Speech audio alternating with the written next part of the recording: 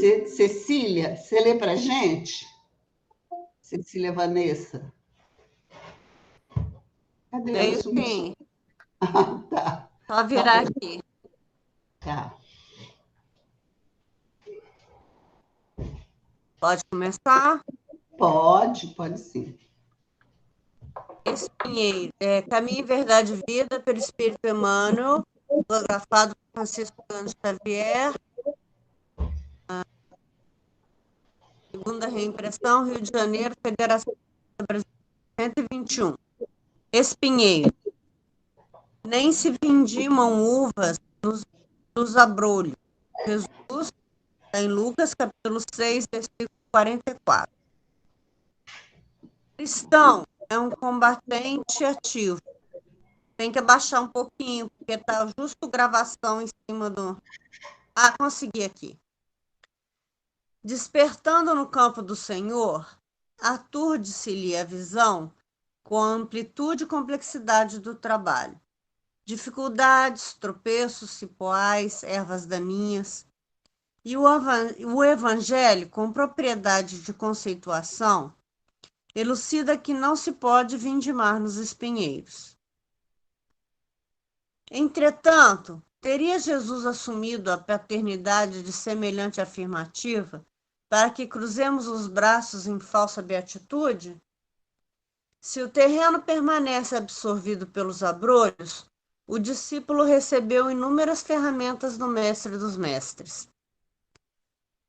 Indispensável, pois, enfrentar o serviço. O Cristo encarou face a face o sacrifício pela humanidade inteira.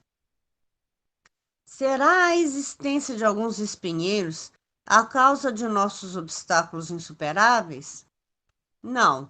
Se hoje é impossível a vindima, ataquemos o chão duro, lavremos o solo árido, adubemos com suor e lágrimas. Haverá sempre chuvas fecundantes do céu ou generosos mananciais da terra abençoando-nos o esforço. A divina providência reside em toda parte. Não ouvidemos o imperativo do trabalho e depois, em lugar dos abrolhos, colheremos o fruto doce e suave da videira. É para comentar?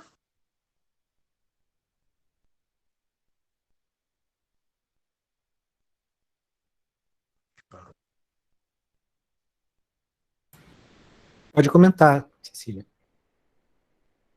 Então, a gente não colhe uva no espinheiro, quer dizer, a gente não tem fruto do trabalho se a gente não trabalhar. Então, está falando que Jesus não falou isso para a gente ficar à toa, de braço cruzado. Se a gente hoje não consegue os postos, é porque eles ainda não foram suficientes, né? Então, para a gente perseverar, né, no esforço, no trabalho, no bem e na reforma íntima, para que a gente possa colher esse resultado, né? Que é para a gente, como a gente diz lá em Minas, para a gente agarrar firme, né? Não desistir, não ficar procrastinando, não ficar deixando para outro dia, porque senão a gente não colhe o fruto que se a gente não plantar.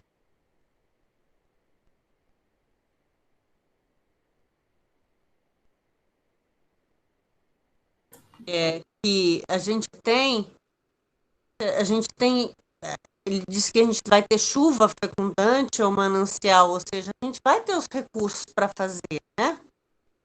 Então, não tem desculpa, né?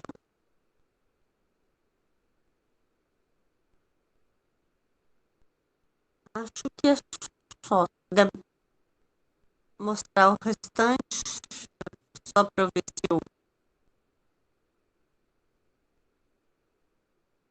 Ah, sim. Quer dizer, a divina providência está em toda parte, né? Então, a gente trabalha e Deus ajuda. É isso.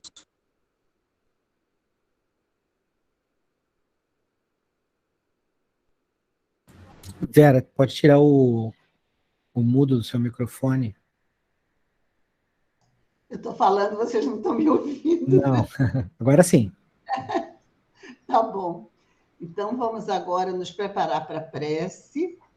E eu convido a todos que pensem nas pessoas que querem beneficiar, mas pense assim, com muita convicção. Eu sempre falo isso, né? Convicção, porque eles serão atendidos, mas serão atendidos de acordo.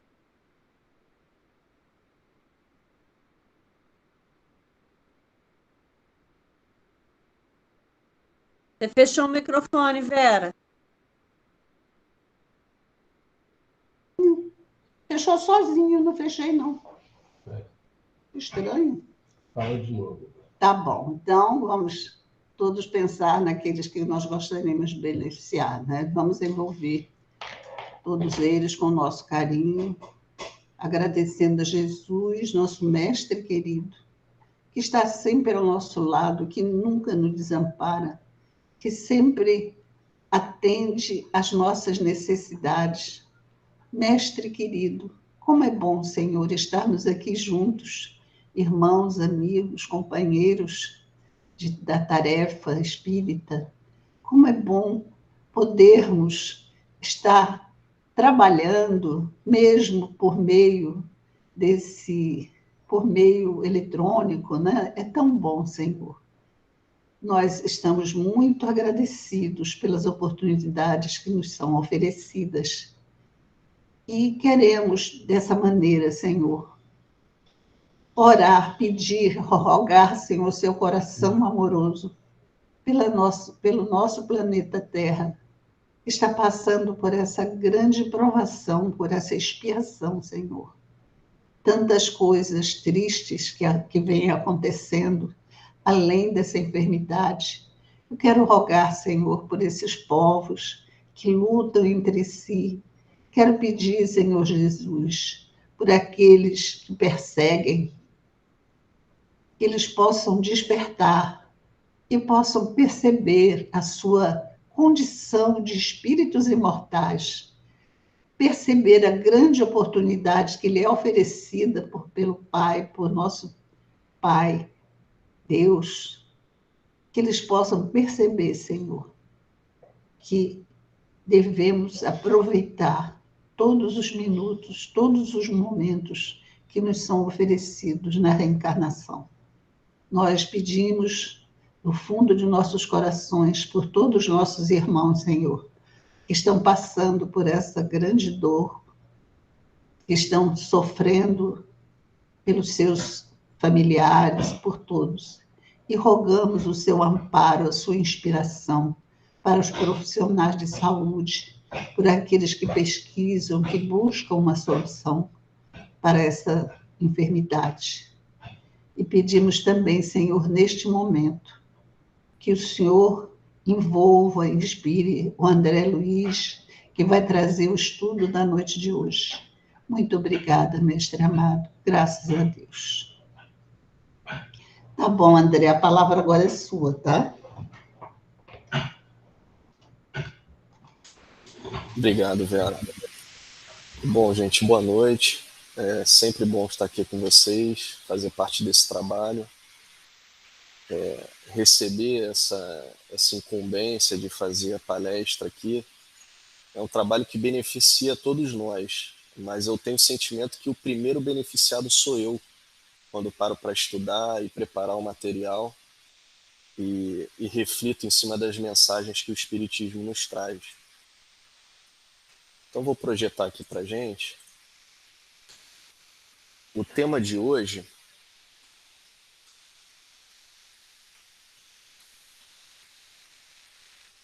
é esse capítulo 5 do Evangelho segundo o Espiritismo, Bem-aventurados os aflitos. Hoje a gente vai tratar dos itens 14 ao 17, que ele fala sobre o suicídio e a loucura. Então, os créditos dos livros que a gente vai ver hoje é de Allan Kardec, O Evangelho segundo o Espiritismo, tradução de Guilhom Ribeiro, da terceira edição francesa, revista corrigida e modificada pelo autor em 1866, 131ª edição, Brasília, FEB 2013. também de Allan Kardec, O Livro dos Espíritos, tradução de Guilhom Ribeiro, 93ª edição, Brasília, FEB 2013. E ainda de Allan Kardec, O Céu e o Inferno ou a Justiça Divina segundo o Espiritismo, tradução de Manuel Justiniano Quintão, 61ª edição, Brasília, FEB 2013. E também vamos trazer da Ivone do Amaral Pereira, Memórias de um Suicida, pelo espírito Camilo Cândido Botelho, 19ª edição, FEB, março de 1997. Então, antes da gente entrar no material propriamente dito da reunião de hoje, que são aqueles itens do Evangelho segundo o Espiritismo, eu trouxe para a gente algumas questões do Livro dos Espíritos que já vão nos começar a ampliar a nossa visão com relação a esse tema. Na questão 944, Kardec pergunta: tem o homem o direito de dispor da sua vida? E os espíritos respondem: não. Só a Deus assiste esse direito. O suicídio voluntário importa numa transgressão desta lei. Não é sempre voluntário o suicídio? O louco que se mata não sabe o que faz. Que se deve pensar do suicídio que tem como causa o desgosto da vida? Insensatos, por que não trabalhavam? A existência não lhes teria sido tão pesada. E do suicídio cujo fim é fugir, aquele que o comete, às misérias e às decepções deste mundo. Pobres espíritos que não têm a coragem de suportar as misérias da existência. Deus ajuda os que sofrem e não aos que carecem de energia e de coragem. As tribulações da vida são provas ou expiações. Felizes os que as suportam sem se queixar, porque serão recompensados. Ai, porém, daqueles que esperam a salvação do que, na sua impiedade, chamam acaso ou fortuna.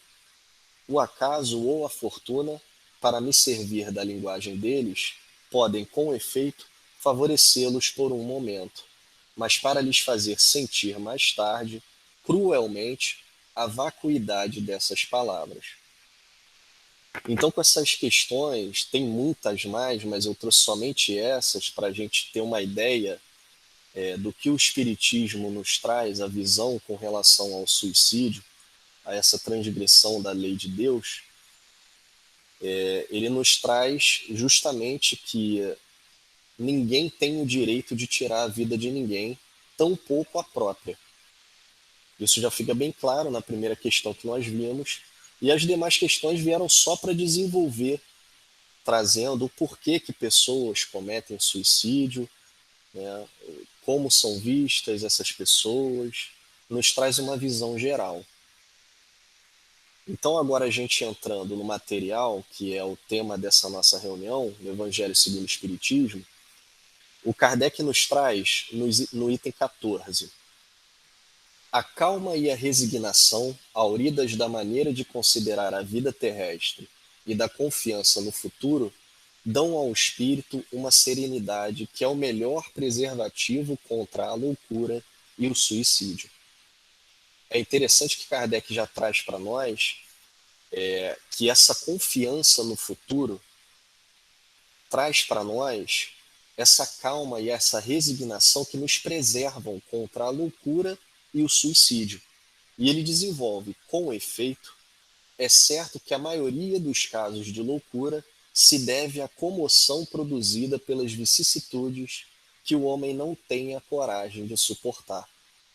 Ora, se encarando as coisas deste mundo da maneira por que o Espiritismo faz que ele as considere, o homem recebe com indiferença, mesmo com alegria, os reveses e as decepções que o envolveram desesperado noutras circunstâncias. Evidente se torna que essa força, que o coloca acima dos acontecimentos, lhe preserva de abalos a razão, os quais, se não fora isso, a conturbariam. Então Kardec já traz para nós o que a visão do Espiritismo nos traz com relação às dificuldades que nós passamos durante a nossa vida aqui na Terra, enquanto encarnados. A gente percebe, a gente eleva a nossa visão com o que o Espiritismo nos traz, entendendo que tudo que acontece aqui é passageiro, que tem um início e tem um fim. E que muitas das vezes, se não todas as vezes, não é nada perto da eternidade, visto que somos espíritos imortais. E no item 15 ele traz: o mesmo ocorre com o suicídio. Postos de lado os que se dão em estado de embriaguez e de loucura, aos quais se pode chamar de inconscientes, é incontestável que tem ele sempre por causa um descontentamento, quaisquer que sejam os motivos particulares que se lhe apontem. Então, uma pessoa que infelizmente recorre ao suicídio, é inegável que ela recorreu a essa atitude drástica e infeliz porque algo não era conforme a vontade dela. Ela tinha planos para sua vida e algumas coisas aconteceram contra esses planos, trouxeram para ela sofrimento, e isso fez com que ela, com esse descontentamento, procurasse o suicídio. Ora, aquele que está certo de que só é desventurado por um dia e que melhores serão os dias que hão de vir, enche-se facilmente de paciência. Só se desespera quando nenhum termo divisa para os seus sofrimentos. Então é interessante essa visão que o Kardec traz para nós, que o Espiritismo nos traz, que é exatamente essa. Aquele que entende que ele está passando por dificuldades, por infelicidades, durante um dia, durante um período que seja, o que é isso diante da nossa vida? Nós que somos espíritos imortais. Isso não é nada. Então só se desespera aquela pessoa que diante de uma dificuldade, ela não vê fim, ela não vê saída para aquilo. E Kardec continua: e que é a vida humana com relação à eternidade, senão bem menos que um dia? Mas para o que não crê na eternidade e julga que com a vida tudo se acaba, se os infortúnios e as aflições o acabrunham, unicamente na morte vê uma solução para as suas amarguras. Nada esperando, acha muito natural, muito lógico mesmo, abreviar pelo suicídio as suas misérias. Então a gente percebe a diferença de visão que nos traz uma doutrina que é materialista, onde as pessoas nada veem além da matéria, e a visão espírita, por exemplo, que nos traz que somos espíritos imortais, que a nossa vida aqui na Terra é uma mínima passagem. O que são 80, 50, 100 anos de encarnação perto da eternidade, perto da imortalidade?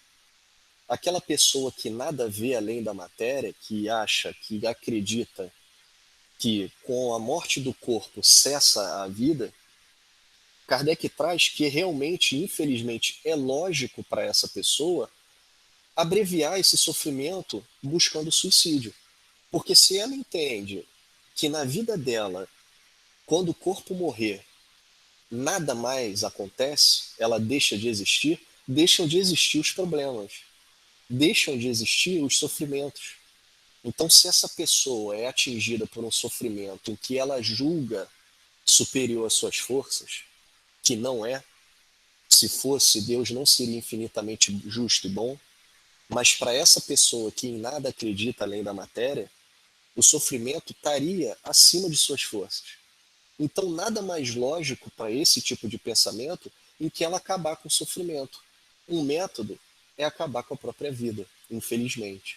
Então, a gente já vê um contraste imenso entre as ideias materialistas que conduzem as pessoas para esse pensamento diante das dificuldades que vão chegar inevitavelmente para todos nós, e o Espiritismo, que nos traz que essa passagem nada mais é do que um momento muito pequeno na nossa existência. E o Espiritismo ainda desenvolve que as dificuldades que nos chegam são oportunidades que nos aparecem, para que nós consigamos amadurecer. E no item 16, o Kardec ele desenvolve essa questão do materialismo. A incredulidade a simples dúvida sobre o futuro, as ideias materialistas, numa palavra, são os maiores incitantes ao suicídio, ocasionam a covardia moral. Quando homens de ciência, apoiados na autoridade do seu saber, se esforçam por provar aos que os ouvem ou leem que estes nada têm a esperar depois da morte, não estão de fato levando-os a deduzir que, se são desgraçados, coisa melhor não lhes resta se não se matarem?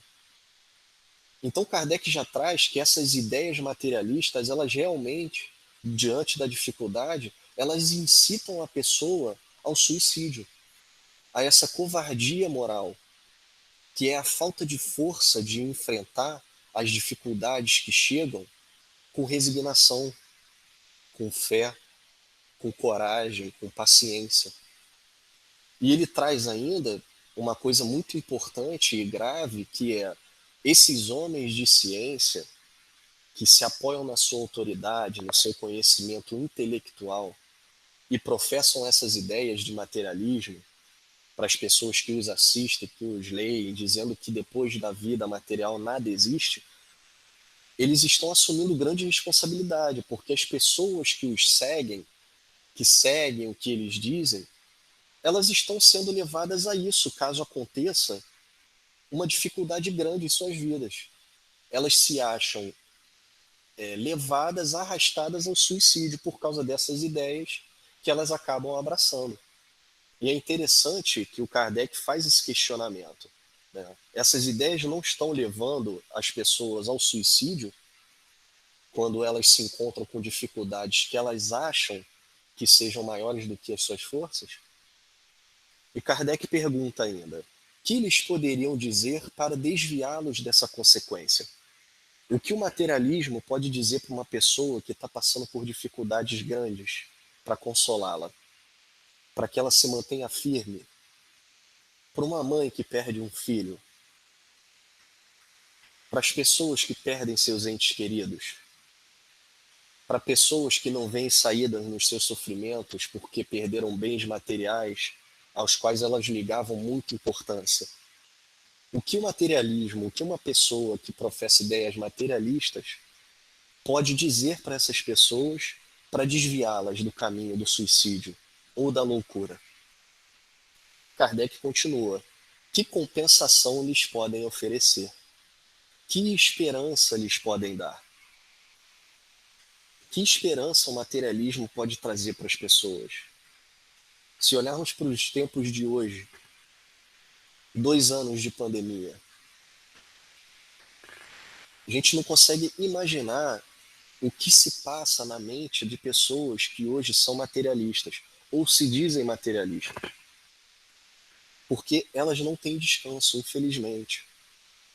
Cada notícia, cada abalo que chega, cada dificuldade que aparece, seja para ela ou para a nossa sociedade em geral, para ela deve ser como um ferimento, uma faca, porque ela não recebe consolo nenhum da crença que ela tem ou da descrença que ela tem.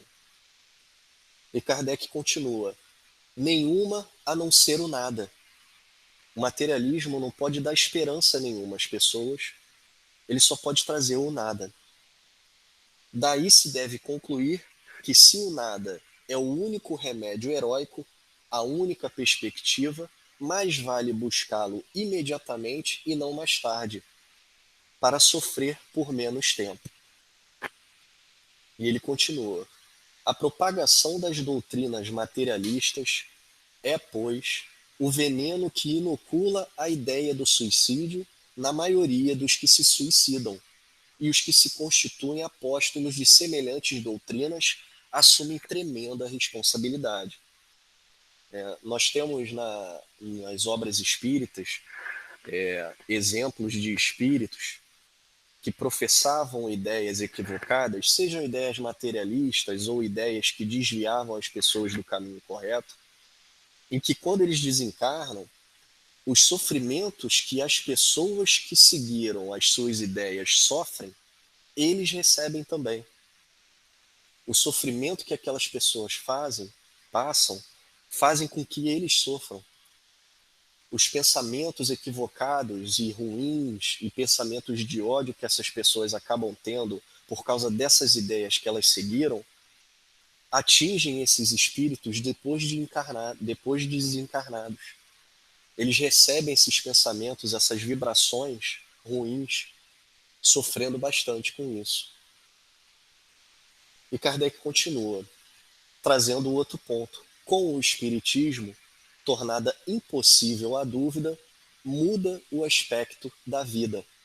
O crente sabe que a existência se prolonga indefinidamente para lá do túmulo, mas em condições muito diversas, donde a paciência e resignação que o afastam muito naturalmente de pensar do suicídio, donde, em suma, a coragem moral.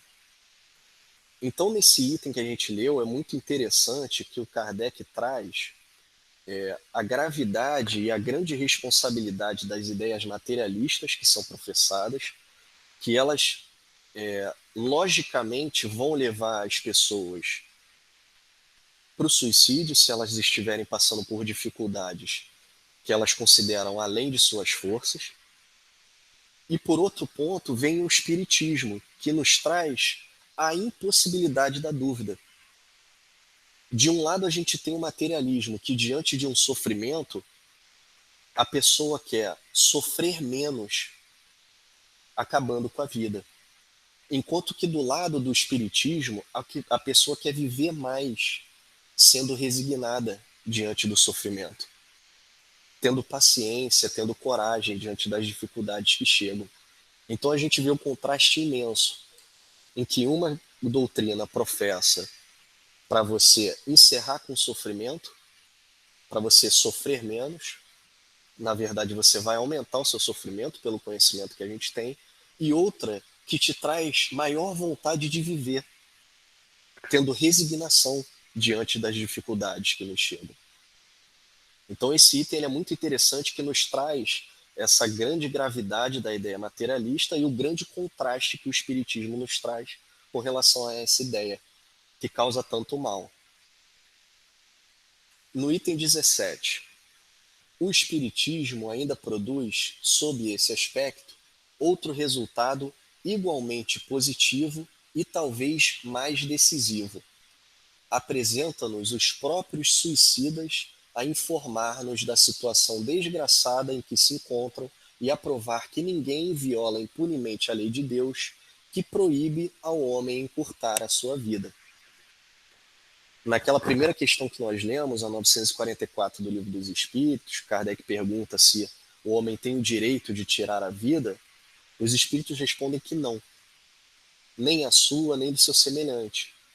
Então o espiritismo, com as comunicações que nós temos, os espíritos elevados, os bons espíritos, os espíritos superiores, eles não disseram para Kardec: olha, Kardec, há espíritos suicidas que sofrem muito, passam por muitas dificuldades depois que matam o corpo.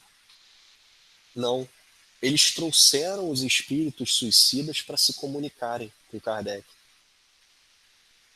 para trazerem as suas comunicações e dizerem o que eles estavam sentindo, o que eles passavam depois de ter cometido esse ato. Kardec continua: entre os suicidas, alguns há cujos sofrimentos, nem por serem temporários e não eternos, não são menos terríveis e de natureza a fazer refletir os que porventura pensam em daqui sair, antes que Deus o haja ordenado. Então, entre os espíritos suicidas, todos eles sofrem muito, passam por bastante sofrimento, mas Kardec traz aqui que há alguns sofrimentos em que, por mais que nós saibamos que sejam temporários, eles são terríveis. Eles nos fazem refletir muito sobre essa questão de pessoas que querem abreviar as suas vidas diante de uma dificuldade que chega. Kardec continua: o espírita tem, assim, vários motivos a contrapor à ideia do suicídio. A certeza de uma vida futura em que sábio ele será tanto mais ditoso, quanto mais inditoso e resignado haja sido na terra. Então nós, como espíritas, contra a ideia do suicídio, a gente tem a certeza da vida futura. E Kardec coloca aqui uma palavra muito interessante, importante, de grande peso: sábio ele. Ou seja, nós não só acreditamos, nós sabemos. Com os ensinos tão claros que o Espiritismo nos traz, que atendem tanto a nossa razão e a nossa lógica, a gente não só acredita, a gente sabe. A gente sabe que nós seremos mais felizes quando voltarmos para o mundo espiritual, quanto mais infelizes e resignados nós formos aqui encarnados.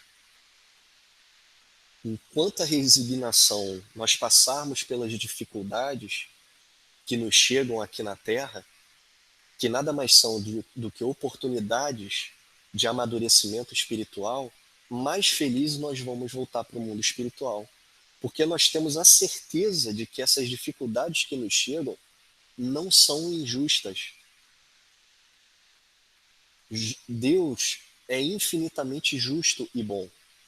Se Deus é infinitamente justo, ele não pode ter um grão de injustiça.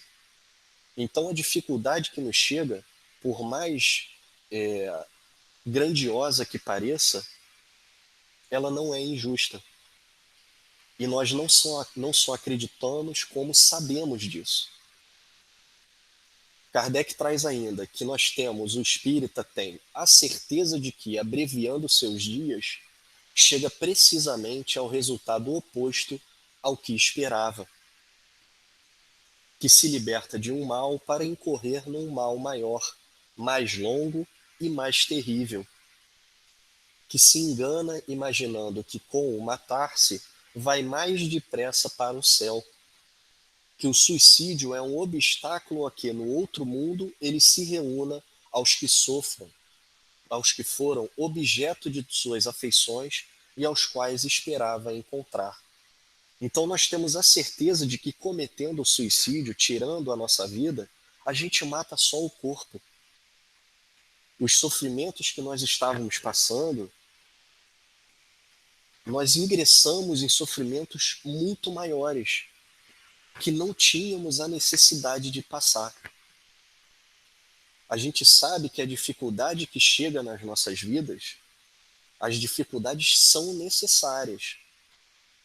Mas quando praticamos, por exemplo, o suicídio, nós ingressamos em um mal que não era necessário, uma dificuldade que não era necessária, mas que não deixa de ser justa.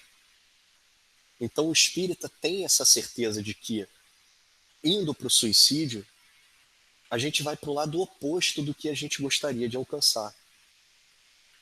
A gente vai contra as leis de Deus. Em vez de acabar com o sofrimento, a gente aumenta, sem necessidade. E ele continua: donde a consequência de que o suicídio, só lhe trazendo decepções, é contrário aos seus próprios interesses. Então nós, com o conhecimento que temos do Espiritismo, a gente tem perfeita certeza, e a gente entende perfeitamente, que praticando o suicídio, a pessoa está indo exatamente contra o seu interesse. Uma pessoa que é materialista e que segue pelo suicídio por não aguentar a dificuldade pela qual está passando, por não ter esperança de um futuro melhor, ela também acha que está indo por um caminho melhor. Ela acha que ela vai realmente encerrar os sofrimentos. No entanto, ela se depara com sofrimentos muito maiores. Enquanto o Espiritismo traz para nós essa visão do contrário, que a pessoa que seguia por esse caminho, ela vai para um mal muito maior do que aquele que ela estava passando, que infelizmente não teve resignação para passar. Kardec continua: por isso mesmo, considerável já é o número dos que têm sido, pelo Espiritismo, obstados de suicidar-se, podendo daí concluir-se que, quando todos os homens forem espíritas, deixará de haver suicídios conscientes. Então, quando nós vemos o que o Espiritismo nos traz, é inegável que as pessoas que de mente aberta, sem preconceitos, mergulham nos seus ensinamentos, em uma de suas obras que seja, no Livro dos Espíritos, a ideia de suicídio, se a pessoa refletiu em cima daqueles ensinos, a ideia de suicídio, se a visita, não consegue se instalar jamais. Se a pessoa reflete nos ensinos que o Espiritismo traz, é impossível que ela consiga conceber um suicídio. O Kardec traz o suicídio consciente, é que a pessoa realmente teve a intenção de se suicidar. Ele deixa, obviamente, de lado os suicídios indiretos, inconscientes, em que a pessoa acaba se levando para drogas, sejam elas lícitas ou ilícitas, acabam destruindo o seu corpo, acabam se levando por caminhos e que isso, querendo ou não, é um suicídio, mas não é um suicídio direto. Kardec finaliza, comparando-se então os resultados que as doutrinas materialistas produzem com os que decorrem da doutrina espírita, somente do ponto de vista do suicídio, forçoso será reconhecer que, enquanto a lógica das primeiras a ele conduz, a da outra o evita, fato que a experiência confirma. Então, quando nós comparamos o que o materialismo traz e o que o espiritismo traz, a gente consegue reconhecer que as ideias que o materialista professa, a lógica delas é coerente com o que ele pensa em se suicidar.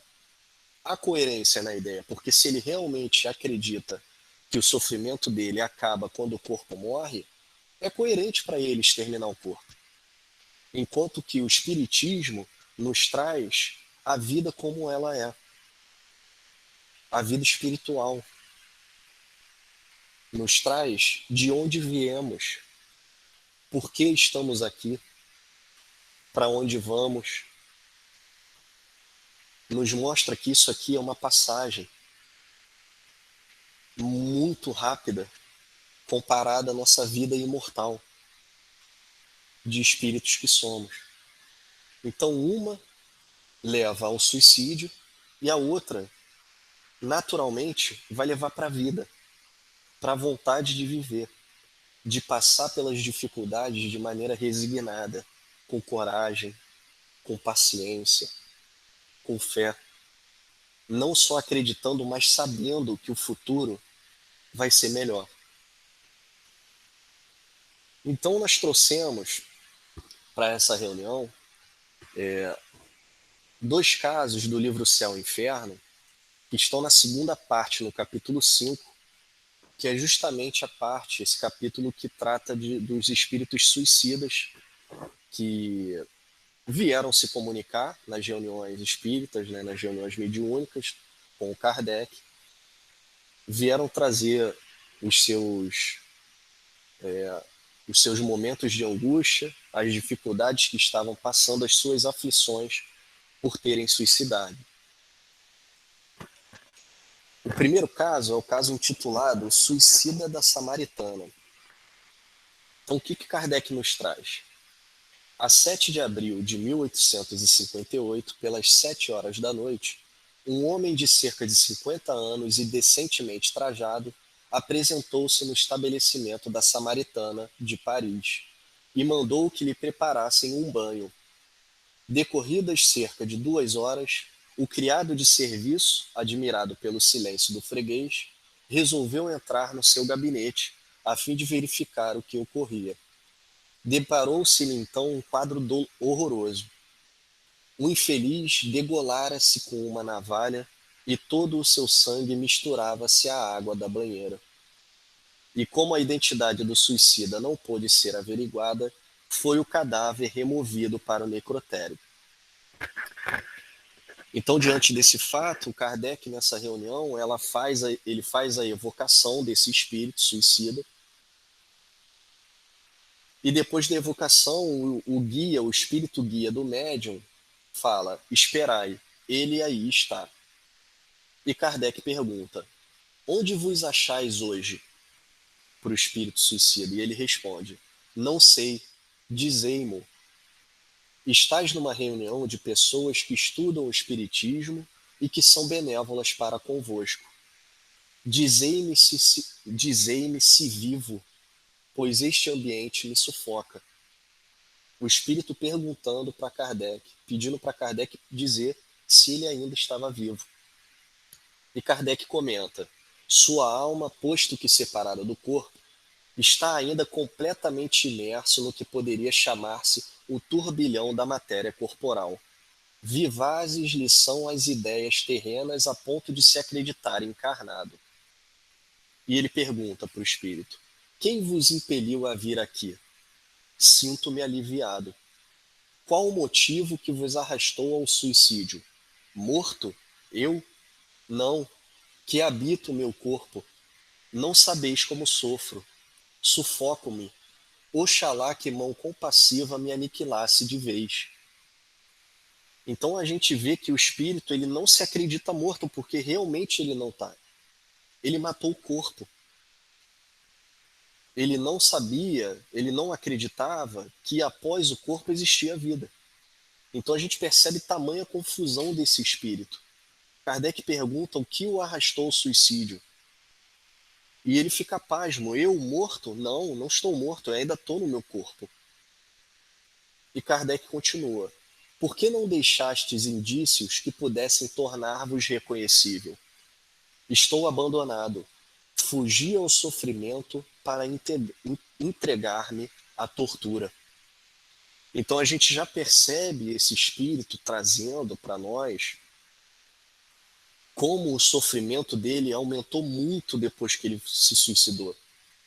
Ele diz que fugiu do sofrimento para se entregar à tortura. Kardec pergunta: tendes ainda os mesmos motivos para ficar incógnito? Sim, não revolvais com ferro candente a ferida que sangra. Ele não quer se lembrar, ele não quer dizer para os outros quem ele era. Poderei dar-nos o vosso nome, idade, profissão e domicílio? Absolutamente não. Tinhas família, mulher, filhos? Era um desprezado, ninguém me amava. E que fizestes para ser assim repudiado? Quantos o são como eu? Um homem pode viver abandonado no seio da família quando ninguém o preza. Então a gente já percebe os descontentamentos, os desgostos que esse espírito passou, que ele se dizia desprezado, mesmo dentro da própria família, que o levaram para o suicídio, por ele não ver um termo naquele sofrimento a não ser matando o corpo. E Kardec pergunta: no momento de vos suicidardes, não experimentastes qualquer hesitação? Ansiava pela morte, esperava repousar. Ele realmente acreditava que matando o corpo, ele ia descansar, acabaria o sofrimento. Como é que a ideia do futuro não vos fez renunciar a um tal projeto? Não acreditava nele absolutamente. Era um desiludido. O futuro é a esperança. Então o espírito já traz que ele absolutamente não acreditava no futuro. Kardec pergunta se a ideia do futuro, ele ver um futuro melhor, ele ter fé, ter confiança no futuro, não trouxe para ele um freio para que ele não se suicidasse. E ele diz que ele não acreditava nisso. Para ele, matando o corpo, acabava tudo. Kardec pergunta: que reflexões vos ocorreram ao sentirdes a extinção da vida? Não refleti, senti. Mas a vida não se me extinguiu. Minha alma está ligada ao corpo. Sinto os vermes a corroer-me. Então esse ponto, ele nos traz uma reflexão muito importante. Kardec pergunta para ele se naquele momento em que o corpo estava morrendo, em que ele refletiu. E ele responde que ele não refletiu em nada. Ele somente sentiu. tamanho abalo que o materialismo faz com a pessoa, a falta de crença no futuro. Ele não refletiu, mesmo diante daquele sofrimento imenso que era enquanto o corpo, a vida do corpo se esgotava. Ele diz que ele não refletiu, ele só sentiu. E ele conclui dizendo, mas a vida não se me extinguiu. A alma dele ainda estava ligada ao corpo. Ele sentia os vermes corroerem a carne. E Kardec pergunta, que sensação experimentaste no momento decisivo da morte? Pois ela se completou? O espírito pergunta para Kardec se ele já morreu, se a morte se completou. No entendimento dele, ele estava sofrendo porque ele não conseguiu se suicidar. Kardec pergunta o que ele experimentou quando a morte aconteceu do corpo, e ele não sabe que ela se completou. Kardec pergunta, foi doloroso o momento em que a vida se vos extinguiu? Menos doloroso que depois, só o corpo sofreu. O Espírito já nos trazendo de que o momento da morte do corpo foi menos doloroso do que o momento depois da morte. O que corrobora exatamente o que a gente viu nos itens do Evangelho segundo o Espiritismo, que a pessoa sai de um mal, de uma dificuldade, para entrar num mal maior. Diante disso, Kardec pergunta ao Espírito de São Luís, o que quer dizer o Espírito afirmando que o momento da morte foi menos doloroso que depois? O Espírito descarregou o fardo que o oprimia. Ele se ressentia da volúpia da dor. Tal estado sobrevém sempre ao suicídio? Sim. O espírito do suicida fica ligado ao corpo até o termo dessa vida. A morte natural é a libertação da vida. O suicídio a rompe por completo. E Kardec pergunta ainda, dar-se-á o mesmo nas mortes acidentais, embora involuntárias, mas que abreviam a existência? Não. Que entendeis por suicídio? O espírito só responde pelos seus atos. E Kardec comenta abaixo, esta dúvida da morte é muito comum nas pessoas recentemente desencarnadas e principalmente naquelas que durante a vida não elevam a alma acima da matéria. Não tem essa visão de que a vida continua, de que isso aqui é só uma passagem. Ele continua, é um fenômeno que parece singular à primeira vista, mas que se explica naturalmente. Se a um indivíduo, pela primeira vez, sonambulizado, perguntarmos se dorme, ele responderá quase sempre que não. E essa resposta é lógica. O interlocutor é que faz mal a pergunta, servindo-se de um termo impróprio. Na linguagem comum, a ideia do sono prende-se à suspensão de todas as faculdades sensitivas. Ora, o sonâmbulo que pensa, que vê e sente, que tem consciência da sua liberdade, não se cria adormecido e de fato não dorme, na acepção vulgar do vocábulo. Eis a razão por que responde não, até que se familiariza com essa maneira de apreender o fato. Então Kardec faz essa analogia e traz agora para essa questão do espírito que desencarna. O mesmo acontece com o homem que acaba de desencarnar. Para ele a morte era o aniquilamento do ser. E, tal como o sonâmbulo, ele vê, sente e fala, e assim não se considera morto. E isso afirmando até que adquira a intuição do seu novo estado.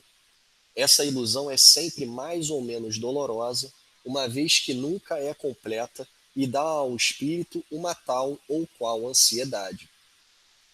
No exemplo dado, ela constitui verdadeiro suplício pela sensação dos vermes que corroem o corpo, sem falarmos da sua duração, que deverá equivaler ao tempo de vida abreviada. Este estado é comum nos suicidas, posto que nem sempre se apresentem em idênticas condições, variando de duração e intensidade, conforme as circunstâncias atenuantes ou agravantes da falta. A sensação dos vermes e da decomposição do corpo não é privativa dos suicidas. Sobrevém igualmente aos que viveram mais da matéria que do espírito. Em tese, não há falta isenta de penalidades, mas também não há regra absoluta e uniforme nos meios de punição. Então, para nós, fica bem claro o porquê daquele espírito que se suicidou, ele ainda se achar vivo, porque ele realmente está. Essa confusão é porque ele acreditava que matando o corpo, ele mataria o ser, ele deixaria de existir. Ele pergunta para Kardec se ele morreu. Ele diz para Kardec que não, eu não estou morto. Pergunta se a morte se completou, porque ele tem todas as sensações do corpo. Além desse caso que a gente acabou de ver, eu trouxe um outro caso, que é também do livro O Céu e o Inferno, que é o espírito François Simon Louvet, do Havre. Também um espírito suicida. E Kardec traz esse caso para a gente. A seguinte comunicação foi dada espontaneamente em uma reunião espírita no Havre, a 12 de fevereiro de 1853. O próprio espírito se comunicou espontaneamente. Tereis piedade de um pobre miserável que passa de há muito por cruéis torturas. Ó o vácuo, o espaço, despenho-me, caio, morro, acudam-me. Deus, eu tive uma existência tão miserável. Pobre diabo, sofri fome muitas vezes na velhice, e foi por isso que me habituei a beber, a ter vergonha e desgosto de tudo. Quis morrer e atirei-me. Ó meu Deus, que momento!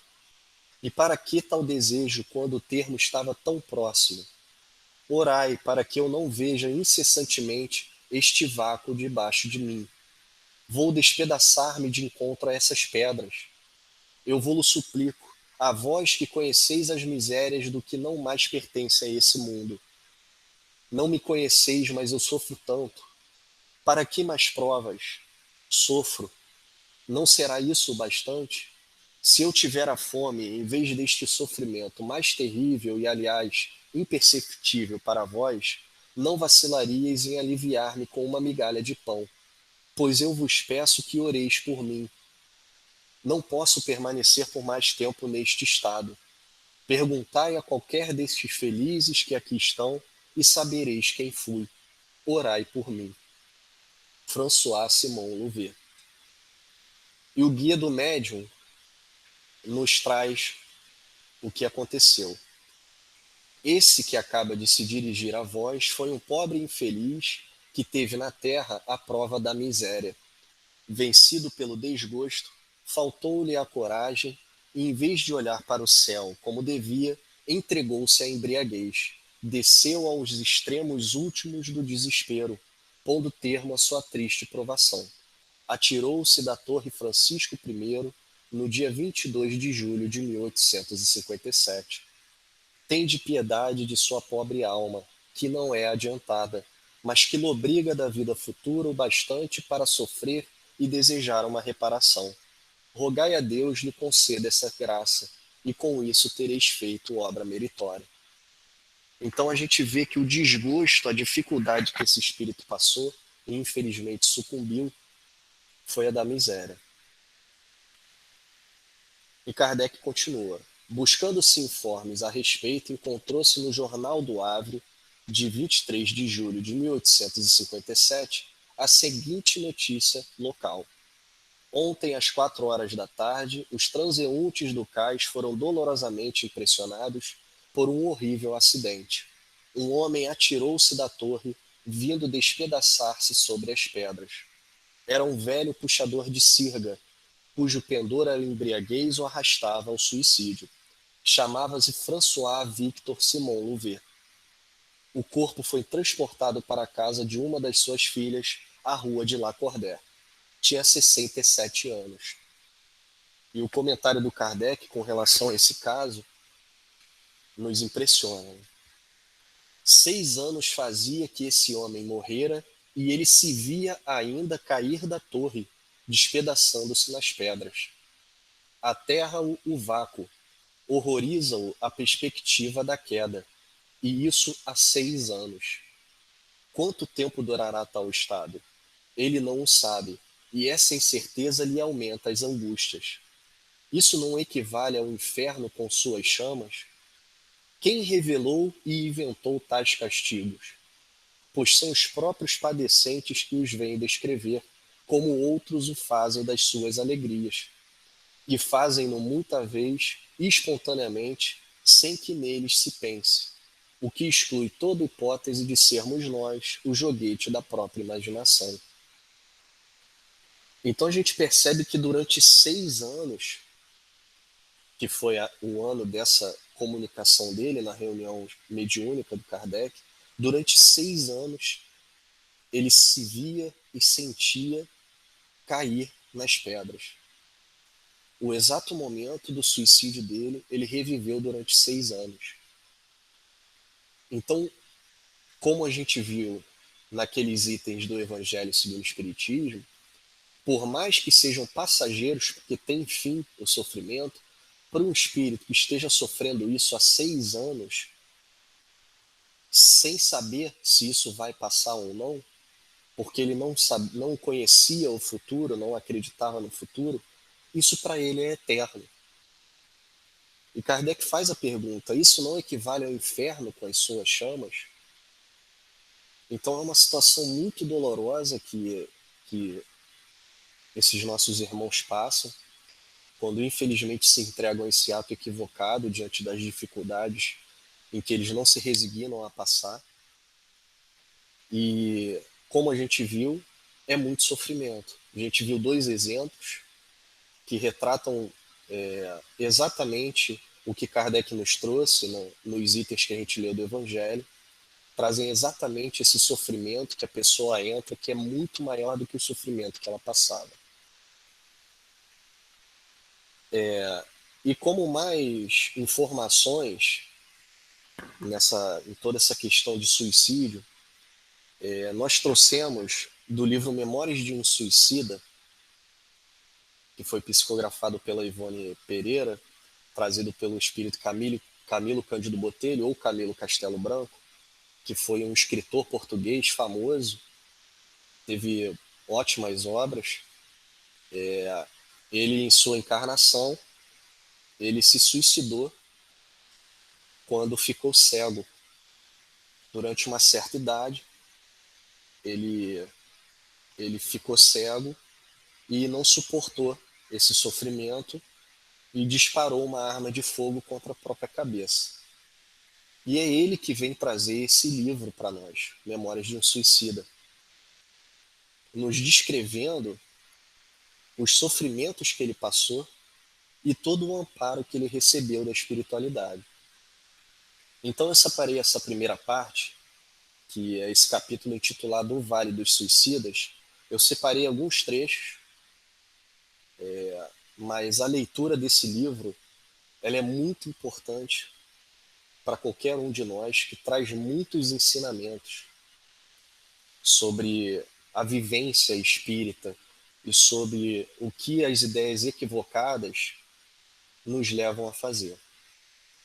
Então Camilo traz para a gente: precisamente no mês de janeiro do ano da graça de 1891, fora eu surpreendido com meu aprisionamento em região do mundo invisível, cujo desolador panorama era composto por vales profundos, a que as sombras presidiam, gargantas sinuosas e cavernas sinistras, no interior das quais uivavam, quais maltas de demônios enfurecidos, espíritos que foram homens, dementados pela intensidade e estranheza, verdadeiramente inconcebíveis, dos sofrimentos que os martirizavam. Nessa paragem aflitiva, a vista torturada do Grilheta não distinguiria sequer o doce vulto de um arvoredo que testemunhasse suas horas de desesperação, tampouco paisagens confortativas que pudessem distraí-lo da contemplação cansativa dessas gargantas, onde não penetrava outra forma de vida que não a traduzida pelo supremo horror. O solo, coberto de matérias enegrecidas e fétidas, lembrando a fuligem, era imundo, pastoso, escorregadio, repugnante. O ar pesadíssimo, asfixiante, gelado, enoitado por vulcões ameaçadores como se eternas tempestades rugissem em torno, e, ao respirarem-no, os espíritos ali ergastulados, ou seja, presos, sufocavam-se como se matérias pulverizadas, nocivas mais do que a cinza e a cal, lhes invadissem as vias respiratórias, martirizando-os com suplício inconcebível ao cérebro humano, habituado às gloriosas claridades do sol, dádiva celeste que diariamente abençoa a terra, e as correntes vivificadoras dos ventos sadios que tonificam a organização física dos seus habitantes. Não havia então ali, como não haverá jamais, nem paz, nem consolo, nem esperança. Tudo em seu âmbito marcado pela desgraça era miséria, assombro, desespero e horror. Dir-se-ia a caverna tétrica do incompreensível, indescritível a rigor, até mesmo por um espírito que sofresse a penalidade de habitá-la. O Vale dos Leprosos, lugar repulsivo da antiga Jerusalém de tantas emocionantes tradições, e que no orbe terráqueo evoca o último grau da abjeção e do sofrimento humano, seria consolador estágio de repouso comparado ao local que tento descrever. Aqui era a dor que nada consola, a desgraça que nenhum favor ameniza, a tragédia que ideia alguma tranquilizadora vem orvalhar de esperança. Não há céu, não há luz, não há sol, não há perfume, não há tréguas. O que há é o choro convulso e inconsolável dos condenados que nunca se harmonizam. O assombroso ranger de dentes da advertência prudente e sábia do sábio mestre de Nazaré. A blasfêmia assintosa do réprobo a se acusar a cada novo rebate da mente flagelada pelas recordações penosas. A loucura inalterável de consciências contundidas pelo vergastar infame dos remorsos. O que há é a raiva envenenada daquele que não pode chorar, porque ficou exausto sob o excesso das lágrimas. O que há é o desaponto, a surpresa aterradora daquele que se sente vivo a despeito de se haver arrojado na morte. É a revolta, a praga, o insulto, o ulular de corações que o percutir monstruoso da expiação transformou em feras. O que há é a consciência conflagrada, a alma ofendida pela imprudência das ações cometidas, a mente revolucionada, as faculdades espirituais envolvidas nas trevas oriundas de si mesma. O que há é o ranger de dentes nas trevas exteriores de um presídio criado pelo crime, votado ao martírio e consagrado à emenda. É o inferno na mais hedionda e dramática exposição, porque, além do mais, existem cenas repulsivas de animalidade, práticas abjetas dos mais sórdidos instintos, as quais eu me pejaria de revelar aos meus irmãos, os homens. Fiz parte de sinistra falange detida, por efeito natural e lógico, nessa paragem horrenda, cuja lembrança ainda hoje me repugna na sensibilidade. Era eu, pois, presidiário dessa cova ominosa do horror. Não habitava, porém, ali sozinho. Acompanhava-me uma coletividade, falange extensa de delinquentes, como eu. Então ainda me sentia cego. Pelo menos sugestionava-me de que o era, e como tal me conservava, não obstante minha cegueira, só se definir em verdade pela inferioridade moral do espírito distanciado da luz. A mim, cego, não passaria, contudo, despercebido o que se apresentasse mal, feio, sinistro, imoral, obsceno, pois conservavam meus olhos visão bastante para toda essa escória contemplar, agravando-se destarte a minha desdita. Dotado de grande sensibilidade, para maior mal tinha-a agora como superexcitada, o que me levava a experimentar também os sofrimentos dos outros mártires meus cômpares. Fenômeno esse ocasionado pelas correntes mentais que se despejavam sobre toda a falange e oriundas dela própria, que assim realizava impressionante afinidade de classe, o que é o mesmo que asseverar que sofríamos também as sugestões dos sofrimentos uns dos outros, além das insídias a que nos submetiam os nossos próprios sofrimentos. Às vezes, conflitos brutais se verificavam pelos becos lamacentos onde se enfileiravam as cavernas que nos serviam de domicílio. Invariavelmente irritados, por motivos insignificantes nos atirávamos uns contra os outros em lutas corporais violentas, nas quais, tal como sucede nas baixas camadas sociais terrenas, levaria sempre a melhor aquele que maior destreza e truculência apresentasse. Frequentemente fui ali insultado, ridiculizado nos meus sentimentos mais caros e delicados, com xistes e sarcasmos que me revoltavam até o âmago. Apedrejado e espancado, até que, excitado por fobia idêntica, eu me atirava a represálias selvagens, ombreando com os agressores e com eles refocilando na lama da mesma selva espiritual. A fome, a sede, o frio enregelador, a fadiga, a insônia, exigências físicas martirizantes, fáceis de o leitor entrever. A natureza como que aguçada em todos os seus desejos e apetites, qual se ainda trouxéssemos o envoltório carnal. A promiscuidade muito vexatória de espíritos que foram homens e dos que animaram corpos femininos. Tempestades constantes, inundações mesmo, a lama, o fétido, as sombras perenes, a desesperança de nos vermos livres de tantos martírios sobrepostos. O supremo desconforto físico e moral.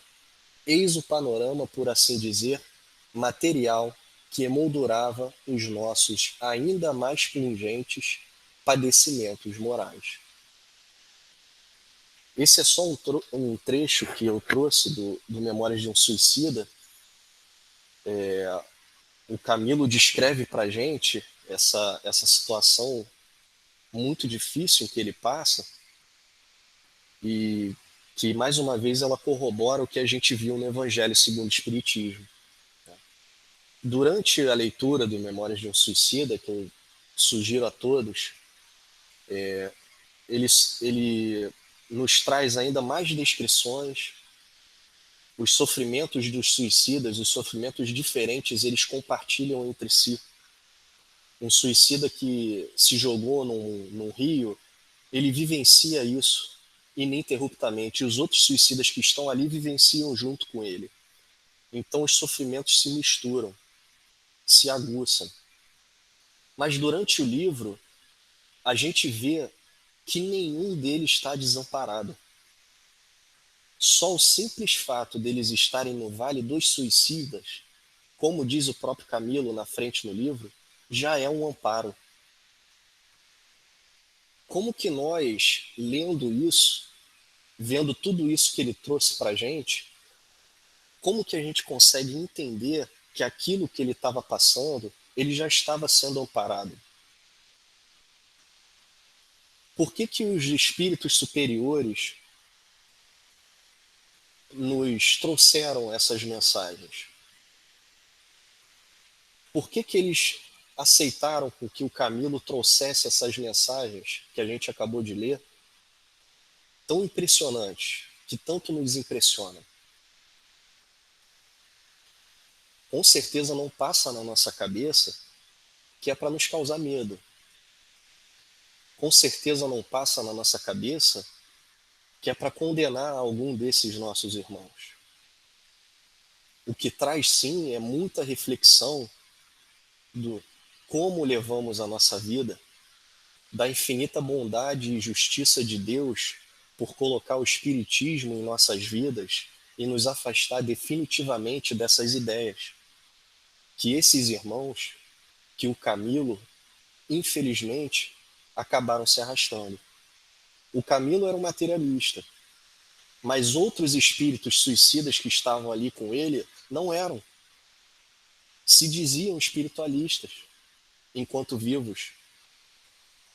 É interessante que, quando eles são amparados, eles são levados pela Legião Servos de Maria, recebem muito amparo no mundo espiritual, de vários instrutores, espíritos elevados. Ele diz para um desses companheiros, que era um espiritualista, ele diz: mas você acreditava em Deus e tirou a sua vida? Se eu soubesse disso, eu não teria feito. Então, o motivo pelo qual o Espiritismo nos traz essas mensagens é para que a gente reflita sobre elas e ainda mais agradeça, que a gente erga a nossa gratidão a Jesus, a Deus, por nos trazer essa doutrina que nos traz esclarecimentos tão claros sobre a vida. Eu não vejo o Espiritismo como uma doutrina. Eu vejo o Espiritismo como uma verdade. Não é uma doutrina a ser seguida, é uma verdade a ser vivida. Então a gente deve erguer a nossa gratidão a Deus, a Jesus, por nos trazer, por esses irmãos que sofreram tanto, nos trazer essas obras, compartilhar conosco esses sofrimentos, para nos despertar. Esse foi o intuito deles trazerem isso. No intuito de nos despertar para a vida, para a verdadeira vida, que é a vida espiritual. No prefácio desse mesmo livro, Leon Denis, ele traz para a gente algumas palavras, e eu destaquei essas últimas frases, que realmente é um sentimento que a gente não deve fugir, que vai exatamente de acordo com o que a gente tem que sentir lendo essas passagens desses nossos irmãos. Que medites sobre estas páginas, leitor, ainda que duro se torne para o teu orgulho pessoal o aceitá-las. E se as lágrimas alguma vez rociarem tuas pálpebras a passagem de um lance mais dramático, não recalcitres contra o impulso generoso de exaltar teu coração em prece piedosa por aqueles que se estorcem nas trágicas convulsões da inconsequência de infrações às leis de Deus. Leon Denis.